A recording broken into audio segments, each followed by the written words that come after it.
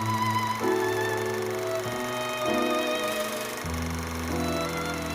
suppose that everybody dreams at some time of living as intensely as the explorers of long ago. But the sad truth is that there's really nowhere left to explore. And what's all this? Let's let the jib fly. Good morning. Vamos a volar.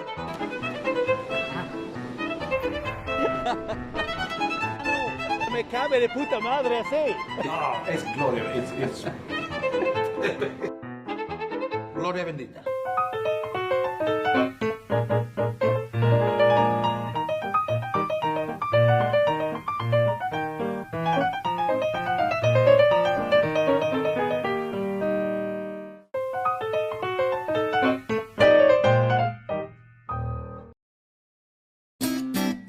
No, I really don't know what sort of a place this is that José Luis is bringing me to.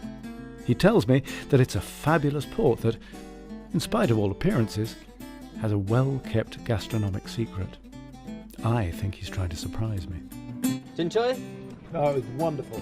I'm just gonna change and we'll be off, okay? Okay. Beautifully delivered. I'm just going to change and we'll be off. And although the way here is not quite what one might have expected, our destination is... Good morning, gentlemen. Good morning. Good to see you. A tavern. The Tavern of Abelardo, known by everybody here as Presenta. This is the place where I wanted you to come. I want you to try something.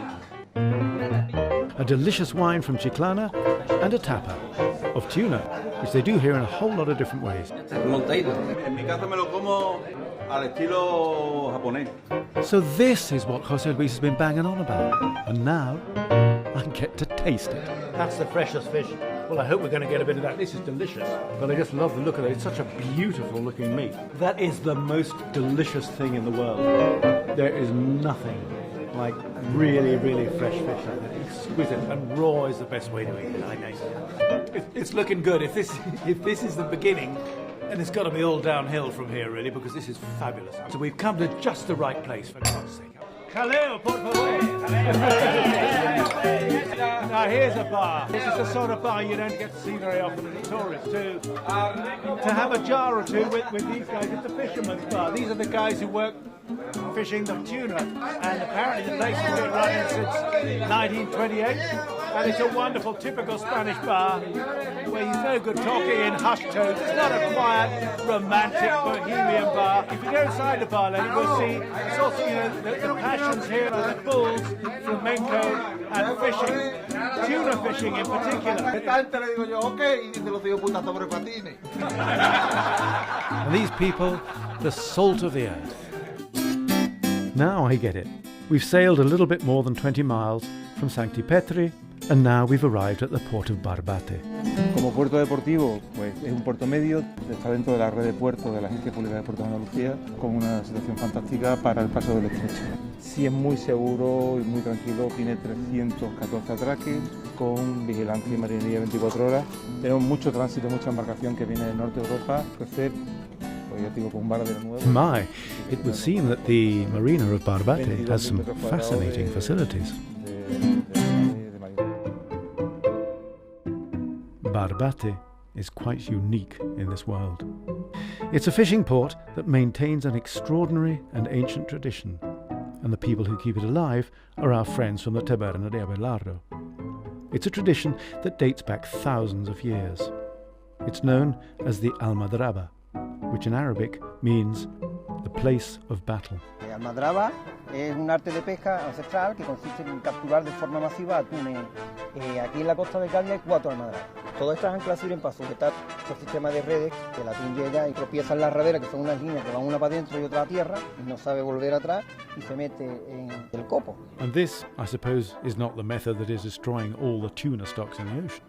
No, de ninguna de las maneras, puesto que tú estás viendo en todo momento el pescado que estás cogiendo. O sea, si te interesa lo coges, si no lo devuelves al mar. De hecho, hay mucho personal científico que viene a bordo dentro de las almadrabas y todos los días se sueltan alrededor de 1.100 atunes entre las 4 almadrabas. Yo creo que el problema está en cuando el pescado se captura pequeñito. Cuando viene la migración trófica y de vuelta, es cuando se captura de forma también muy masiva por los barcos factorías Y entonces un atún que puede pesar 1 kilo, con 15 años pesa 500. The tuna hatches in the Mediterranean and begins a migration that lasts almost a year. In September or October, they leave by the Straits of Gibraltar heading for the Azores and the Canary Islands. From there, they pass by Cabo Verde before crossing the Atlantic to the Caribbean. From the Gulf of Mexico, they return across the ocean to the British Isles and the coast of Portugal, and enter again into the Mediterranean to spawn. This is the time of the almadraba, and the moment at which the tuna is at its most delicious. It's no wonder that all the tuna goes over to the other side of the world. And the same fisheries that today send the tuna to Japan, 2,000 years ago, they sent it to Rome.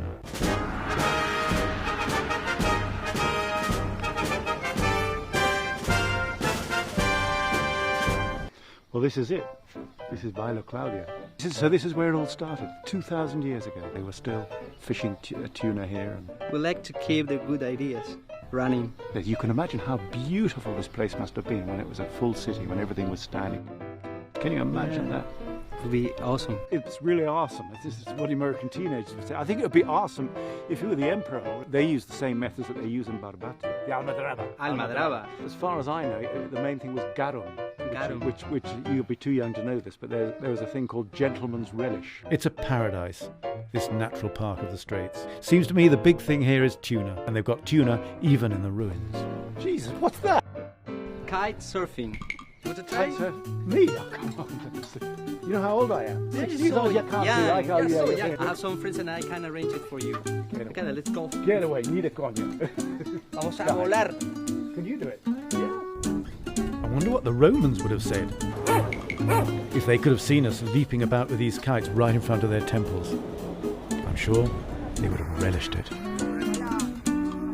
Estamos de espalda al viento. Vamos a tener esta ventana de vuelo. Nos imaginamos un reloj de 12 a 3.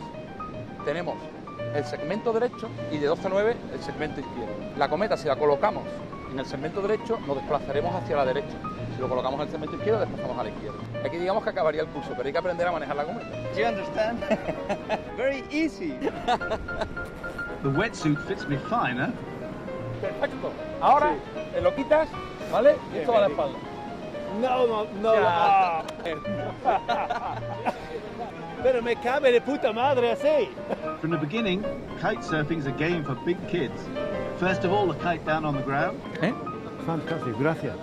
Terrific, great. then in the water, and finally, up in the air.